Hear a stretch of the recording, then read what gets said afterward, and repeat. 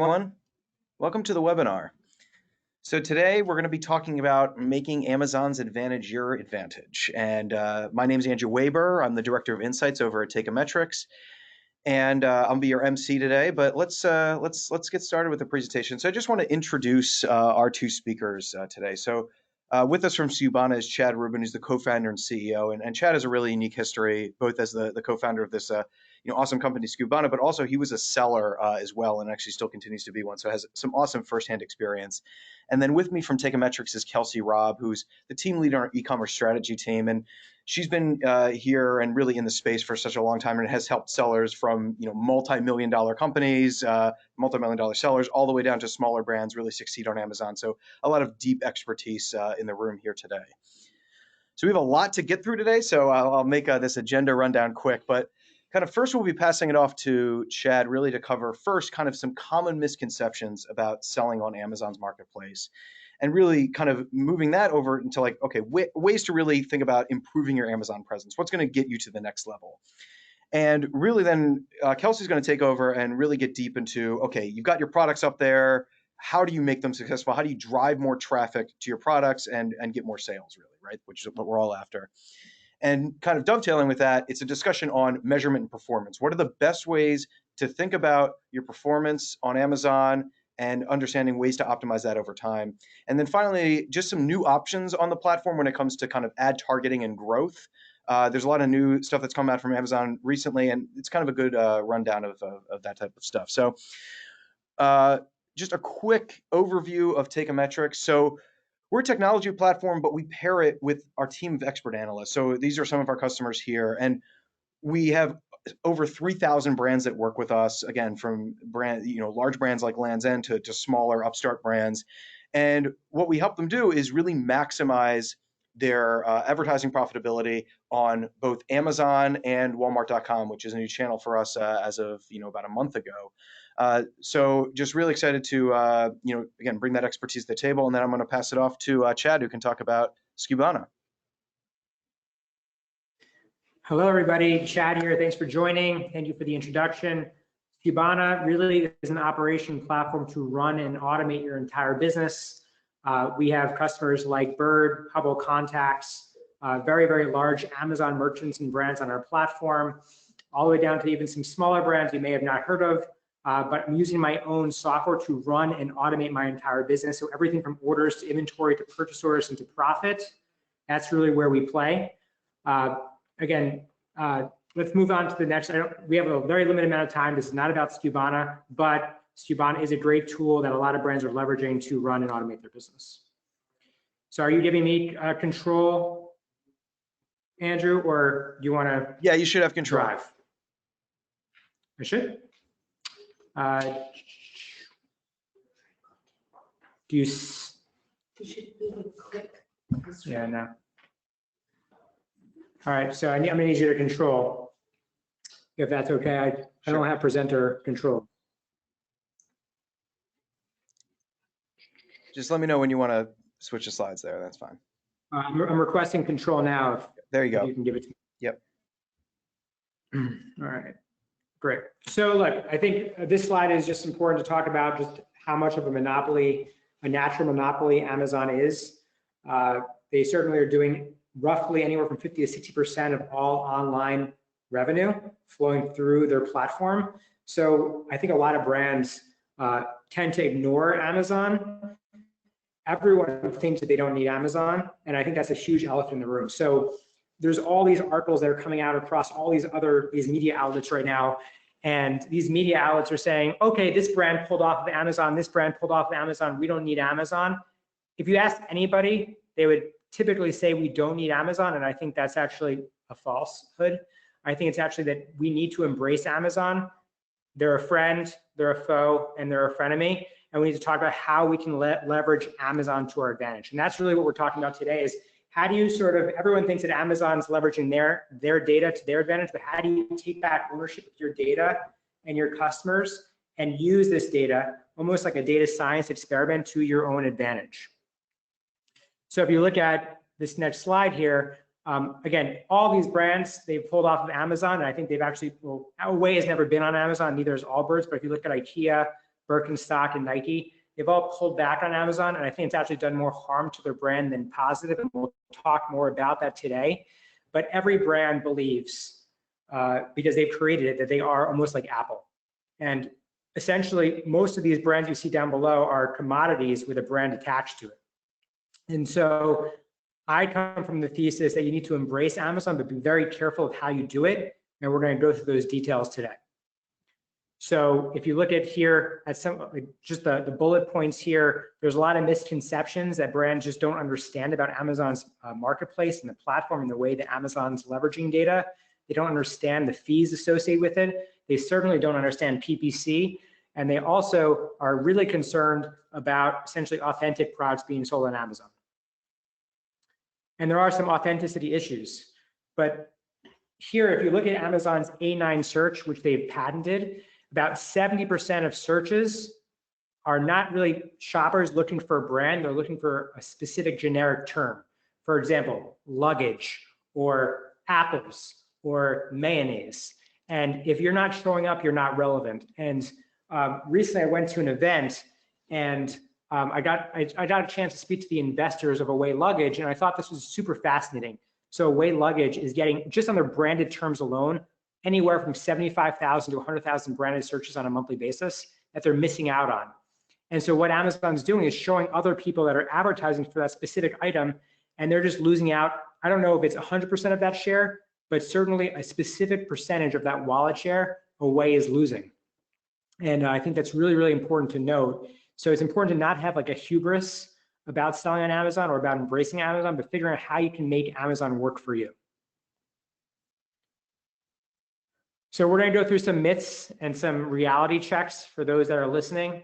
I'd love this to be interactive. So if you have questions, I've got my phone handy and I can check. I can't see it on my screen, but I can constantly check if you have questions. A lot of this information is actually the first time I'm actually showing it or speaking about it. This is me sort of, imagine me going to a comedy club for a small audience. I'm testing this out as I'll be speaking more broadly about these topics through the entire year. And so we'll go through the myths of selling Amazon. We'll go through some facts, at least how I see the world and how you can embrace Amazon and how you can use Amazon's data to your own advantage. And so again, if you have questions, just simply put it in the chat box and I'll get to it. There will be a bonus at the end after Take a Metrics session where you can sign up to get more information. It's actually a really good goodie of a book that we're just launching that we haven't launched it yet. It hasn't hit the market yet, but you'll be the first to get it on the market. So just stay tuned at the end for that bonus.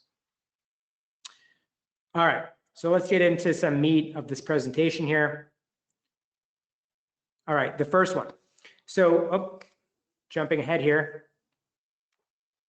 So the first one is that a lot of brands think they're going to lose control over their brand if they actually are on Amazon.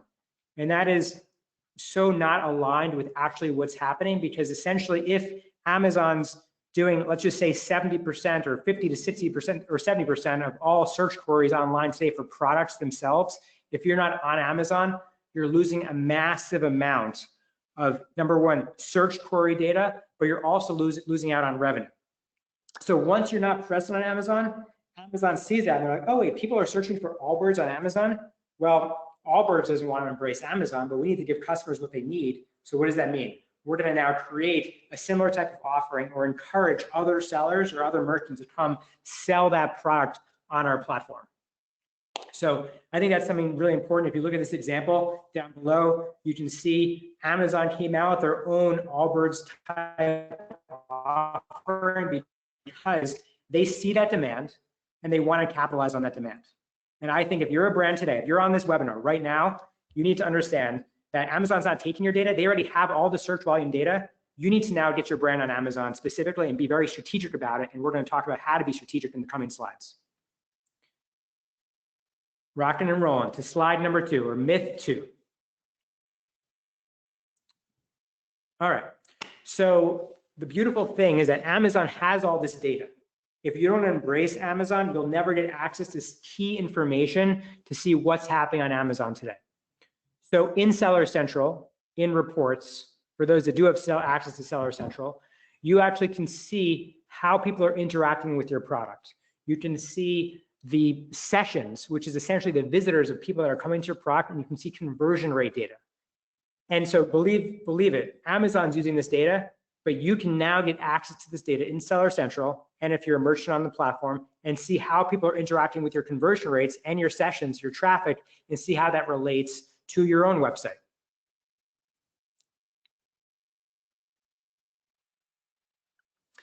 So a lot of people say, well, you know what, like our target, a lot of brands will say our target customer isn't on Amazon.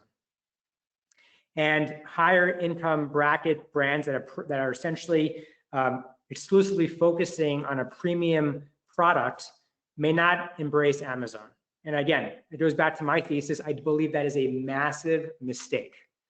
So if you look at how brands today, these disruptive D2C brands are operating today, you can get discoverable on Instagram, okay? But there's other ways to be discoverable, which is on Amazon, and you're missing out on all that search data, but all the customers that you maybe wouldn't be navigating on Instagram. And if you look at the numbers down below, where consumers start their search, 66% of the people are actually starting their search on Amazon. And where do they end their search? When they're ready to buy, 74%. So it goes from 20% for brand website down to 10%. So again, this is one great way of saying, let's embrace Amazon. And Amazon's target demographic, which you'll see in the next slide, is actually truly a lot of these brands' target demographic. And so the other thing I just want to point out, you'll see this Tootsie Roll pop there, and that's just like a reminder, a cue in my mind. I want you to go like figure out, or even just when you're on Instagram, how many clicks does it take to get to a buy? I'm playing on this idea of like, how many clicks does it take to get to the center of Tootsie Roll pop? How many clicks does it take to get to a conversion on your website or through Instagram? And then notice the difference of the clicks it takes to get to a conversion on Amazon. It's literally 1, 2, and 3. 3 clicks it takes to get to the center of a conversion on Amazon. Check it out, try it out for yourself. I do believe in that. The next thing that brands will say is that Amazon just cheapens our brand. It dilutes our brand image and attracts the wrong audience. Check this out at the bottom. This graph is awesome. It talks about the penetration of Amazon Prime for household incomes. 82%. This is in 2017, so I bet you this is actually increased. 82% is at $112,000 income bracket or higher are actually Prime shoppers. And you can see that this trend is just going up and to the right. So the trend is your friend in this case. And if you want to expand your market share and appeal to a broader audience, especially not only in different income brackets, but specifically in the income bracket that you're approaching, especially as a luxe brand today, as a D2C brand, you need to think about ways to embrace Amazon. Any questions coming in? Just feel free to feed them into me.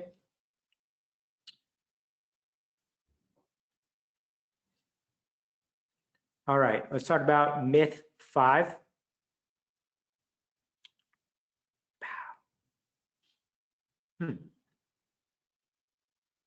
Oh. Back one. Okay. So essentially what you're seeing on Amazon is that there's a lot of data that you can get at your fingertips. You can see search query data on Amazon, and people can see, specifically if you're looking to sell on Amazon as a merchant or brand, you can see that search query data, and you can see if the demand is matched with supply. And if demand isn't matched with supply, you can capitalize on it. To me, that's opportunity. So a lot of brands will say, like, if I put my product on Amazon, people will steal my idea, or there will be a copycat. The thing is that if you're a brand like Allbirds or Away Luggage, people are already searching for your products. Amazon already has all that information and will serve your competitors into the listing or into the search queries that will plug in that hole, that deficiency that's on their platform. At the end of the day, it's just data science. So no one's here to steal your information. It's all about how you can use this search query data to your advantage and represent your brand and take market share. And we're going to talk about in the coming slides, like different tactical things you can do to make this happen so that you don't feel like your brand is being diluted, to slowly dip your toes in the water to see if it's warm. But this example here at the bottom is literally, you type in away luggage, everyone's capitalizing on that brand equity, and maybe they're not getting 100% share, but they're certainly getting a massive percentage of share, because at the end of the day, away is just, again, a commodity item with a brand attached to it.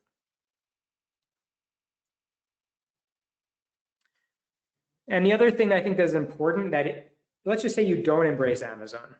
If you don't embrace Amazon, and let's just say Amazon doesn't manufacture doesn't want to make the next Allbirds sneaker to capitalize on that demand, you'll have other third-party sellers that will list your product and just arb it on Amazon. And it's really, really hard to control. It's kind of like playing whack-a-mole. So if you look up like Bonobos stretch pants today, somebody has just added this to Amazon's platform as a listing. It certainly doesn't represent, I believe that this even actually commoditizes and degrades the customer experience, the ninjas over at Bonobos that have worked so hard to build their brand. And they will misrepresent your brand and not give you the experience or the brand equity that you've invested so much money and dollars into. So if you don't control the experience, somebody else will. This is just one small example of somebody. You can see tons of Bonobos product on Amazon. It's all just built by third-party sellers. These images, this description here at the bottom doesn't actually properly represent the brand of Bonobos. And the same thing with Kylie Jenner. So this picture, this brand, which says it's like Kim's Princess is the brand. And if you look at the reviews, these are like knockoff products that are essentially degrading the actual Kylie experience that she's worked so hard to build an audience and a community and to rally around their brand. So you lose control of your brand if you're not on Amazon. And again, there's more to be gained than there is to be lost by actually taking control of your brand on Amazon. So much to gain.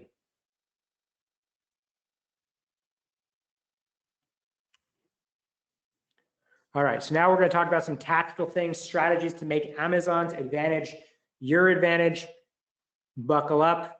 Here we go.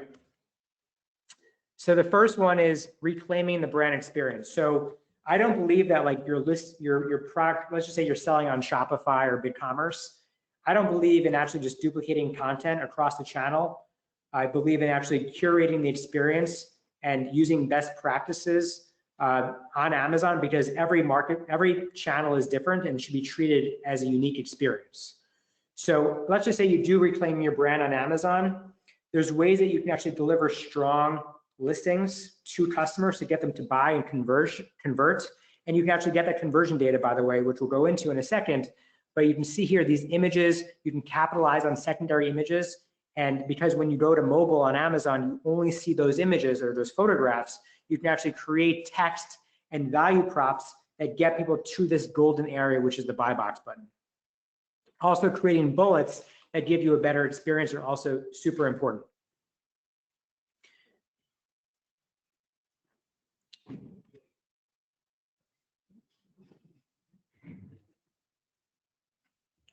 The second slide, which I'm trying to get to, is unlocking Amazon's data. And I already alluded to this earlier. Essentially using the data that Amazon gives you at your fingertips, whether it's search query data. They're also in the Seller Central report section. It's sorted by, I believe, parent by ASINs in the reports. Will give you actually session data per SKU for a date range. So it'll give you your traffic and it'll give you your units ordered. And you essentially can use that data to figure out what your conversion rate data is. So you can stay 2 steps ahead and you can see what listings are converting and what's not converting and how you can actually be proactive and taking that data even back to seeing what your own conversion rate data is off of Amazon's platform. So use this data to actually inform decisions in your business. The third tactical thing I think is very important. If you look at this example here, which is Buffy the Comforter, I have this concept called a diamond SKU. The diamond SKU is like sort of your most popular item or the SKU that you're known for. So In Buffy, it could be their comforter. They have the most quote unquote comfortable comforter out there. In Honest Company, it could be the diaper. That diamond SKU can be used as leverage on Amazon's platform to understand discovery of your products, to take control of your brand, but also you don't have to have every size variation built in to the platform itself. So one of the things that a lot of people leverage Amazon for is social proof. A lot of D2C brands today, there is no true social proof. Yes, they may have reviews on their site. Maybe those reviews are curated. However, on Amazon, it's really hard to control the reviews and your ratings. So this is a real way to showcase your product, to get reviews, but also this isn't really where this is where Buffy started, but it's not where they end.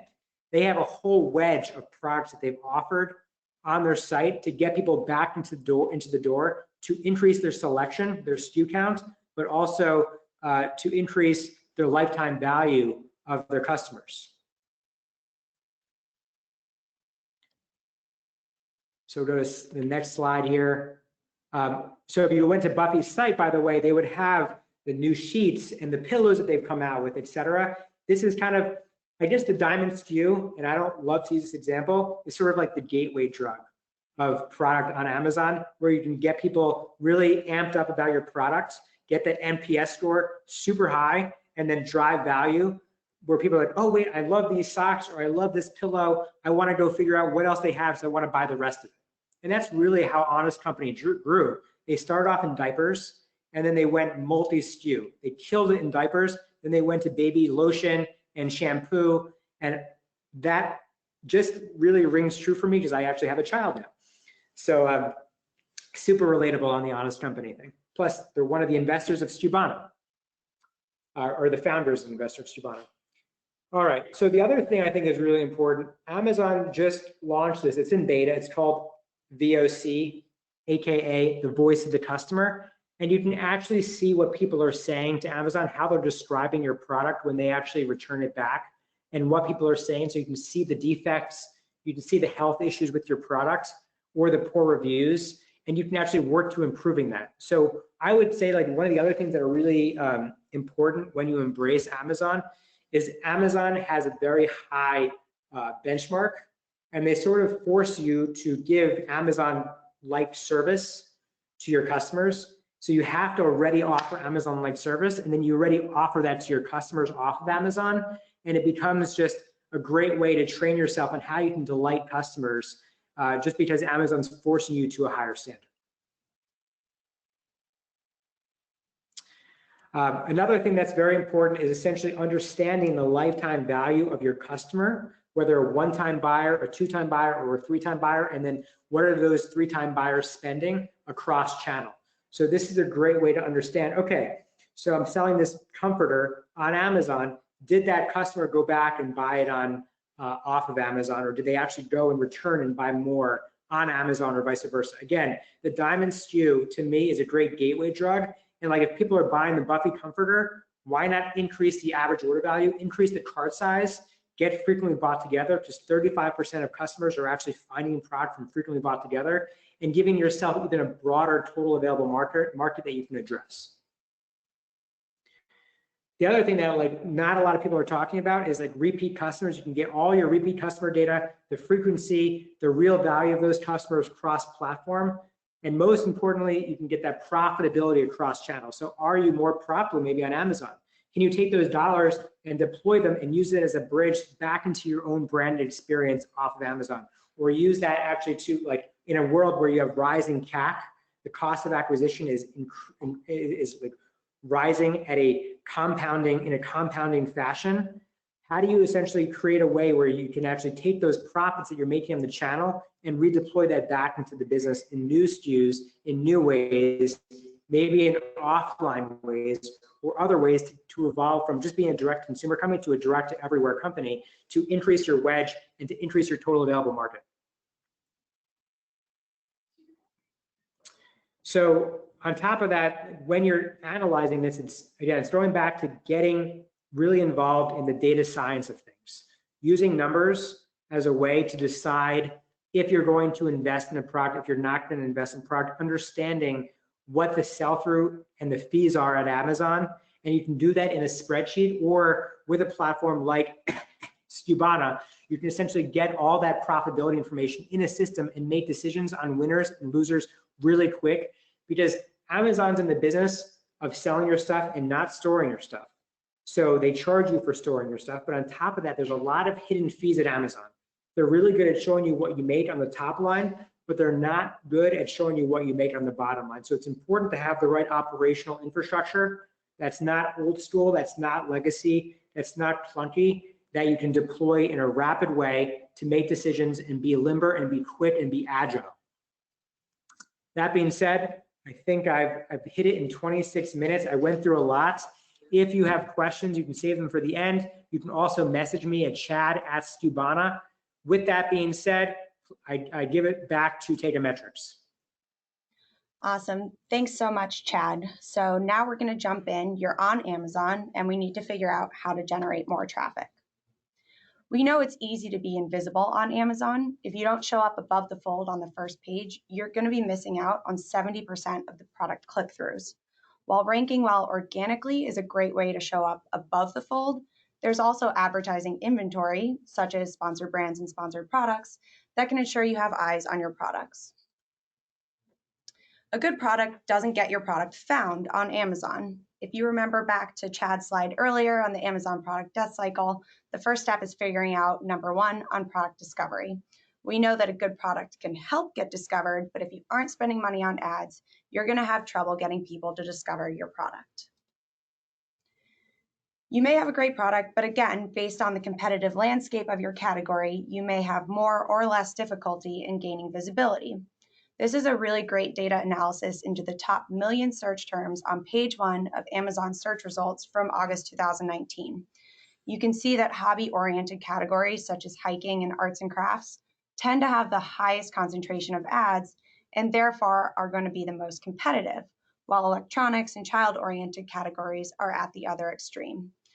What we found in this analysis is that the top 3 results on the search page capture more than 60% of the conversions. That means 3 out of 5 conversions happen on just those top 3 products.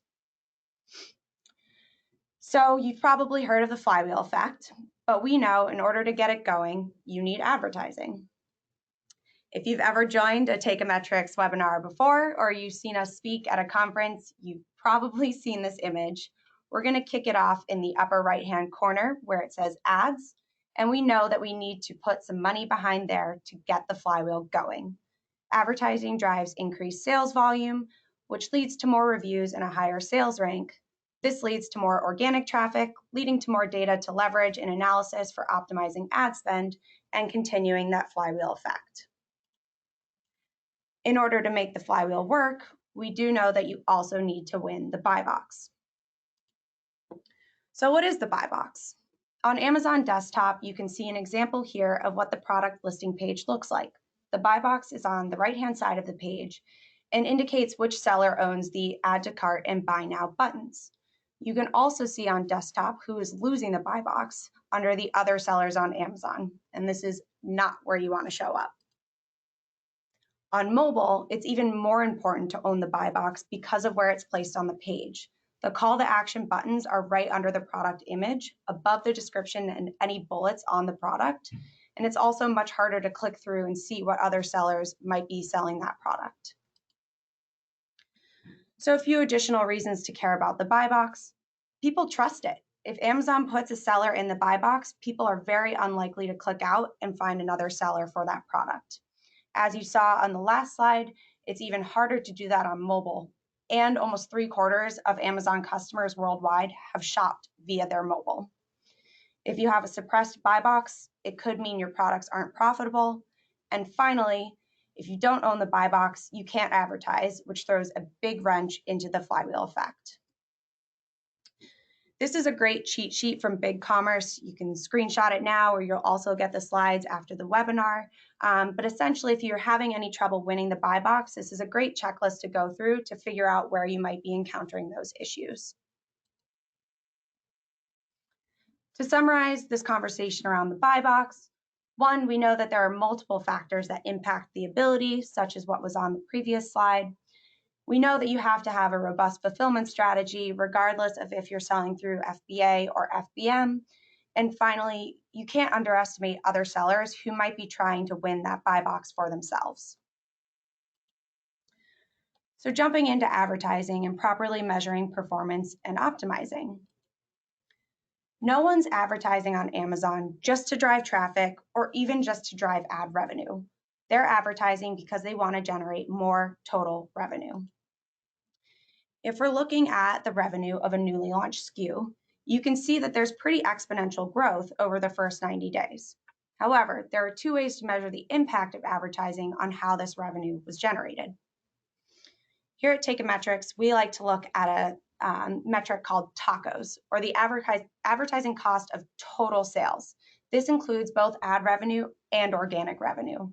The ACOS is specifically looking at just ad revenue and doesn't factor in the impact that ad spend has on driving that organic revenue as well. So when you look here at ad spend versus ad revenue over those first 3 months of the new product launch, you can see that spend rapidly outgrows the ad revenue, and as a result, we see a really high ACOS over those first 3 months. You might think that that's really bad and ad spend isn't where it should be. However, if you look at this against the total revenue, you can see that that TACOS number is actually going down month over month because your total revenue is growing at a faster rate than the ad spend that you're putting into your product launch. Essentially, TACOS helps to capture the full flywheel effect, while ACOS helps capture context. So jumping into the context side of things here, you have your products and you know what keywords you want to bid on, but how do you know which keywords to put with which products and what bid to set each keyword at? I've worked with many Amazon sellers and I can tell you I still don't know the answer to how to set every bid for every keyword. What we need is context. We know the same rules don't apply to every category, product, or keyword. Every product has a different retail price, margin, and life cycle stage, and every keyword has a different audience, bid, and ACOS. So we're going to jump into an example here. Let's look at this Blue Buffalo dog food. Right now, we're starting in the growth stage with a slightly less efficient ACOS target to kick off that flywheel effect. The goal is to ultimately move that over into the profit objective once we see improved efficiency. If we look at these metrics, it looks like the product is ready to be moved over into the profit stage because we've seen ACOS consistently go down month over month.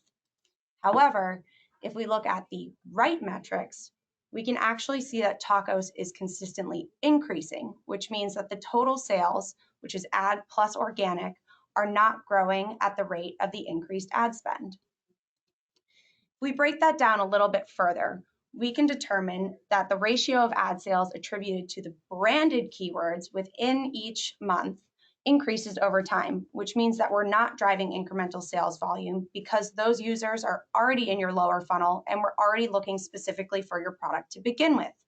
If you look only at ACOS, you can fall into the trap of being incredibly efficient from an advertising perspective, but losing out on incremental sales by pushing the most of your volume through brand. While you should be using brand terms as a defensive tactic, they shouldn't be your only strategy for driving growth because at the end of the day, they won't drive that growth.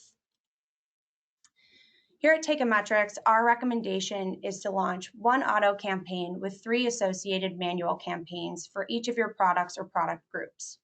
Automatic campaigns can help you explore and find new search terms to add to manual campaigns, and manual campaigns help you exploit and determine specific bids based on each campaign type strategy. For example, brand campaigns should be your most efficient, while you can be a little bit more aggressive on competitive targeting. So now I'm going to jump into a few new options for ad targeting and growth from Amazon. You're probably familiar with sponsored products. And if you want to be a profitable advertiser on sponsored products, it comes down to winning those placements only when it's likely to drive a profitable sale. For sponsored brands, you may want to change your strategy a little bit, as you might want to show up at the top of a search, even if it doesn't result in a sale immediately. You're betting that after that user clicks on your ad and then sees another product and does some additional research, that interaction with either a sponsored product ad of your own or your organic ranking later down the line may ultimately drive the sale. This is similar to sponsored display, which can be shown in any inventory spot, but is an important strategy in picking up additional incremental sales from people searching in similar categories that you sell in. So new to brand metrics is something that Amazon released recently that gives you an understanding of customers who are buying from your brand for the first time within the past year. It's definitely interesting to track for your sponsored brand campaigns, but context also matters in terms of how you measure your progress. In some cases, new to brand may be higher on generic compared to competitor terms. So it's a matter of figuring out when those new to brand are over-indexed or under-indexed and making adjustments on your budgets accordingly to make sure you're making the most out of those campaigns. So again, new to brand metrics are specific to sponsored brands, display, and video units. It's not available for sponsored products at this time. And keep close attention between the different types of terms and the performance of new to brand metrics between the two of them. So here at Takeometrics, we use max, or the maximum allowable ACOS, as the linchpin of our algorithmic bidding. Our customers already have these set for their sponsored product ads, but when it comes to looking at sponsored brands and sponsored display, we want to make some adjustments to make sure that it aligns with the strategy for each of those inventory types. For sponsored brands, we typically recommend increasing max from about 25 to 50% of where you are in sponsored products. For sponsored display retargeting, we want to keep max similar to the sponsored product levels, but if we're looking at interest-based sponsored display, our recommendation is to increase those max to drive win rates. Across both ad types, if you find your win rates are low or you want to increase them, rather than adjusting the bid floor, we strongly recommend increasing your max instead.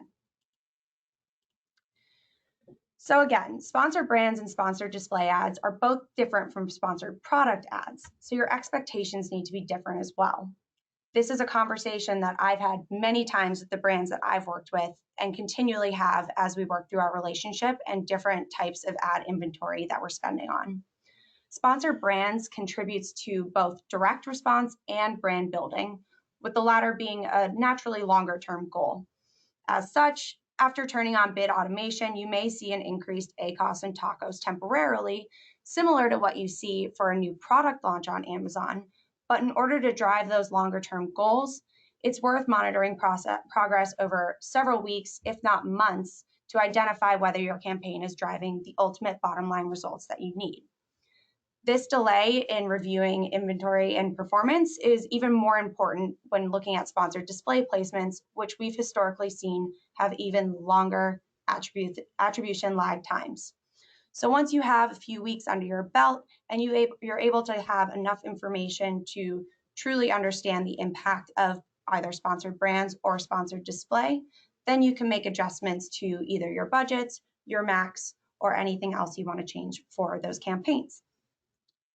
So you've seen a lot of analysis in the recent slides that I just went through. I'm going to hand the mic back over to Andrew Weber, who helped put these all together and will be providing a quick wrap up of what we went over today. Great, thanks, Kelsey. Yeah, so just some final tips before we get into questions here, which we have some time for those. So getting back to what Chad was talking about, really understand what your hero products are and use them strategically on Amazon. They're a great tool at your disposal for really driving a lot of what you're trying to do overall for your business. So understand what those products are and be prepared to kind of leverage them there. And and another point that Chad made, is, are your products difficult to replicate? Are they difficult for someone, for someone to come in and try something to basically copy your strategy? And really, if you can hit that good middle ground where it's a product that you're able to spin up and really create some differentiation there, that's going to put you in a better position long term on Amazon. And getting to Kelsey's point, so your buy box win rate is incredibly important. It's probably, it's really what drives that flywheel effect that Kelsey was talking about. And your ability to just continue winning that buy box can kind of ensure you're not losing out more generally. What you want to do is, again, just in terms of measurement, when you think about your campaign, you want to utilize tacos kind of along with ACOS to really gauge your advertising effectiveness. Now, this means looking at, for your individual items that you're advertising, not just what your ad revenue is from those items, but what's the overall effect on those items that you're advertising when it comes to their total. You're adding in organic revenue in there, because that gets at what Amazon really, how that in their entire A9 algorithm works, right? Which is incredibly important. You're thinking about this, and really, to that same point, you want to have a really granular understanding of your maximum ad cost of sale for every product and every campaign, right?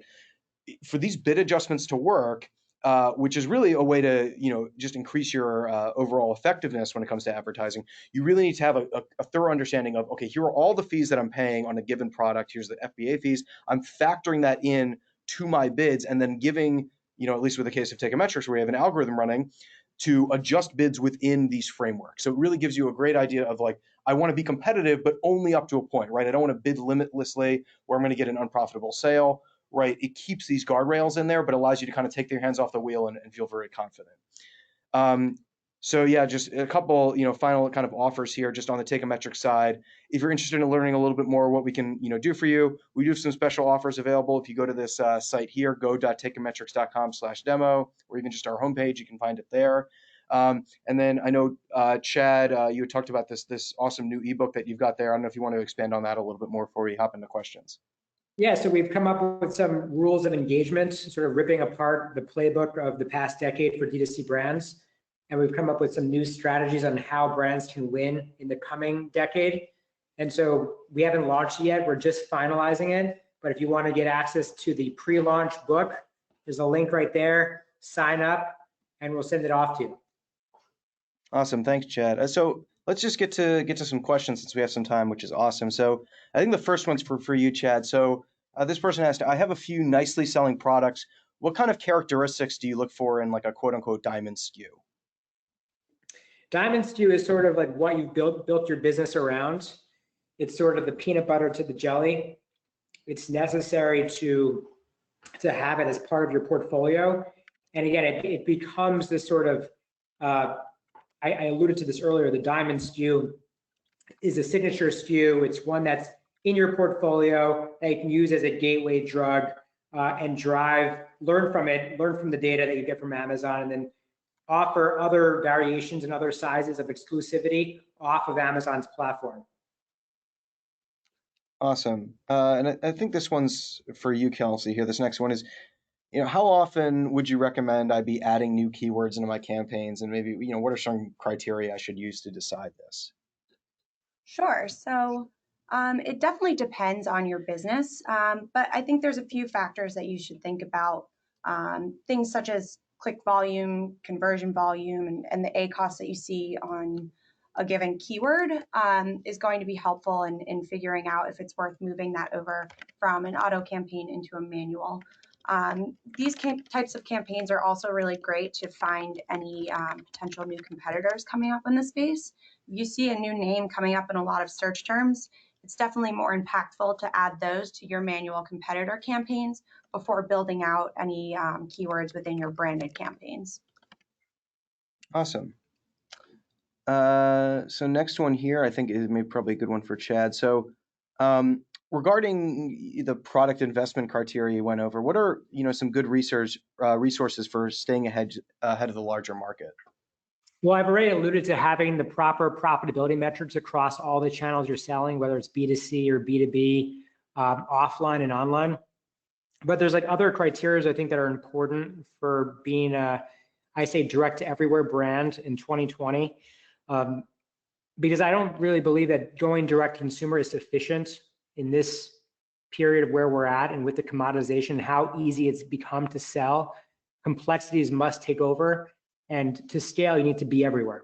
So just a few things I would say that are really important. And again, there's a lot more in this bit.ly link that we have here with the commandments, but one would be having scarcity. So scarcity of supply, or something that's really differentiated. Sort of markets where incumbents are stuck in the past. Even also on top of that is if the incumbent isn't selling on Amazon, that's even a deeper opportunity that you can capitalize on because you're not matching demand with supply. having incumbents that don't have a direct relationship with the consumer, I would say like that's a really good start.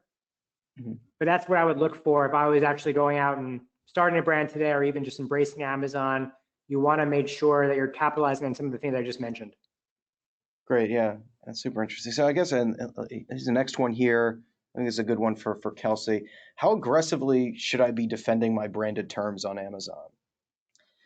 That's a great question, because obviously you don't want to be spending too much money on your branded terms and losing out on any incrementality there. But at the same time, it's a necessary evil. If you're not spending some sort of money on your branded terms, one of your competitors is probably going to be bidding for them. It definitely depends on how well your brand is known and how crowded your market is. But there's a lot of ways that you can figure out where that sweet spot is. If you start to take spend down on branded terms and see that your overall sales volume is falling as well, then it might be worth to keep a little bit more volume behind those branded terms. However, if you're pulling back on branded spend and you're not seeing a significant decrease in your total revenue, so that's ad and organic, then that means that you can continue to pull back on brand until you start to see that decrease. Great. And Chad, we got a question here, kind of really a listing strategy question, which is it worth kind of doing a single listing on Amazon versus, let's say, if you have multiple colors of a product, doing a multiple color listing? I mean, do you have any thoughts around that? Look, it all depends on your strategy and if you're already embracing Amazon today or not, and if you want to capitalize and leverage the data and build a brand off Amazon, or just go all in on Amazon. So if you're a brand that's, say, not all in on Amazon and you don't have anything up today, the idea is to get your diamond SKU up right away, and then any variations, like get your most popular SKU up, and any variation or exclusivity you use off Amazon. That would be more of like a one-to-one conversation that we need to have about the brand. If you want to have that conversation, again, I would suggest hitting me up offline, Chad, CHAD@skubana.com. Great, thanks. And there's a next one here. We've got a couple that are kind of similar around this, which is looking at, access to the various APIs that you may have, MWS versus Seller Central, et cetera. So one of the questions that I think speaks to this is, how do you calculate tacos for sellers versus vendors? So I think, Kelsey, you can take that one. Yeah, so on the seller side, you should have access to everything that you need within Seller Central. Looking at ad spend from your campaigns tab and comparing that to your ordered revenue under your business reports will give you that tacos number. When you're looking at the vendor side, it's definitely a little different. Ad spend, again, is going to just be available in AMS. That's pretty easy to grab. But when you're looking at the total revenue that you want to calculate, there's two different ways that you can go about that. Both of these live in ARA, but you can look at your ad spend as a ratio to shipped COGS. If that's what you're concerned about and you want to be pushing inventory, then that's definitely a way to look at what your actual net receipts are. But you can also look at ordered revenue. That gives a better indication of the actual volume that people are shopping for on Amazon versus what Amazon's actually able to ship out of the warehouse, which is what you see on shipped COGS. So depending on the ultimate goal of your measurement, either of those work for the 1P side. Awesome. So Chad, we got another question here that I think you could probably help with. So it's when you're thinking about just looking at kind of cross-channel, kind of what, where's that? Are you getting that information typically from ARA, or are there other sources within Amazon where you're trying to collect that data from? That's a really good question. I know that as it relates to Skubana, we're capturing a lot of data, since we're not an advertising platform, right? But we are hooking into a lot of the available APIs. We have a lot of accounting functionality and profitability functionality. So we're taking data from a lot of different data sources and mashing them together so you can understand lifetime value. When it comes to profitability, you can see your profit or FIFO, cost of accounting, with every single fee, including the return fee if you're Amazon FBA. And if you're not FBA and you're shipping out of your own warehouse, we'll pull in that shipping fee. So it's like we're an operation platform to allow you and empower you to sell across channels. So we're actually not just a dashboard, but you are able to do the doing in our platform.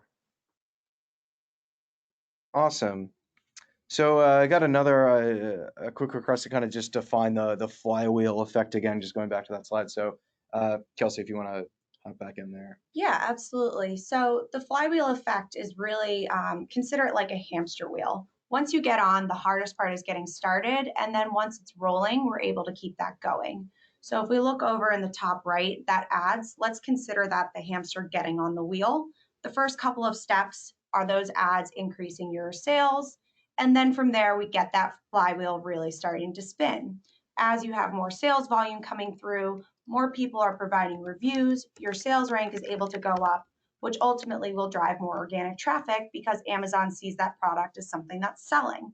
When you have more traffic, you're able to get more data, which gives you a better understanding of your performance, both from an organic standpoint and an ad standpoint. You know, enough data to be statistically significant when you're making adjustments to optimize your ad spend. So once you have that information, you can push that back into the ad side of things and determine, you know, if there are different strategies for brand versus generic versus competitor, and using that data that you've gleaned from the start of that flywheel to continue to push that moving forward. Awesome. Let's just go back to the bottom here. So I guess this is just to wrap up here. I think it looks like we were kind of getting and also just to answer and to see some questions coming in about a recording. Absolutely, you'll get a recording. So within the next 24 hours, we'll be sending out a recording to all the attendees here, along with the folks that unfortunately couldn't make it today, but registered. So you'll definitely be getting that. And kind of just a final question to send us off here, Chad. I think this is a nice one, which is like really just I think it's a great question. Just is there a way to calculate how large the market for my product is, and really like when you're thinking about expanding your product into a new category, you know, really just understanding how large that pie is. Is that going to me, Andrew? Yeah, I don't know if you know what you can add on that.